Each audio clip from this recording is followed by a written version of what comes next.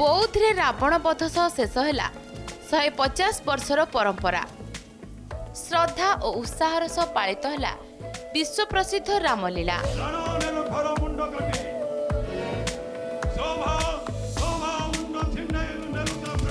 दीर्घ 18 दिन धरी चलिथिबा एही यात्रा रे राम जन्म ठारू वनवास और परे रावण वध पर्यंत प्रतिटी दृश्य को जीवंत भाव में परिवेषण करा जाए।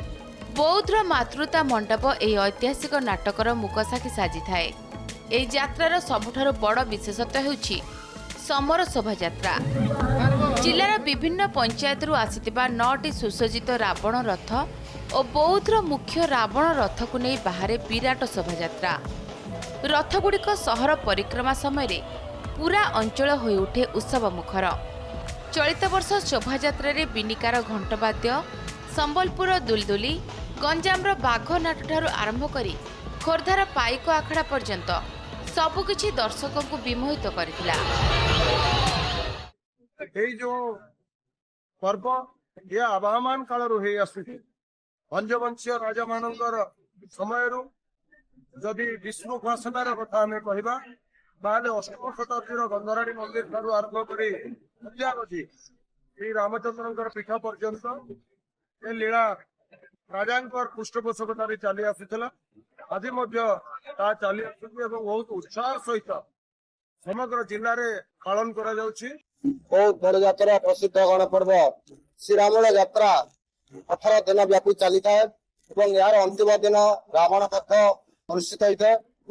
पर दिन हूँ श्रीरामचंद्र राज्याभिषेक। राज्याभिषेक बौद्ध सहरवासी अति धूमधाम रे पालन करते। बौद्धर तत्कालीन भंजवंशीय राजा शासन कालरू एही यात्रार शुभारंभ होइथिला। विशेषकर सहरर आराध्य देव प्रभु रघुनाथ मंदिर सह एही यात्रा अंगांगी भावे जड़ित। से पुराणा परंपरा अनुଯାयी आज भी राजकीय ठाणी रे एही महोत्सव पालित हेउछि। तेबे रावण वध परे परे प्रभु श्रीराम अयोध्या प्रत्यावर्तन और राज्याभिषेक सह संपन्न होइछि एही उत्सव। गणयात्रा पवित्र प्रसिद्ध गणपर्व। ये गणपर्व आज नुहे ऐतिह्य कालू गणपर्व आसूची बहुत जिले में। ये गणपर्व शेष दिन रावण वध दिन रावण 10 गोटी मुंड को आधार कर 10टी रथ रे प्रति पंचायत रु आखपाख पंचायत रु 10टी रथ आसी थाए।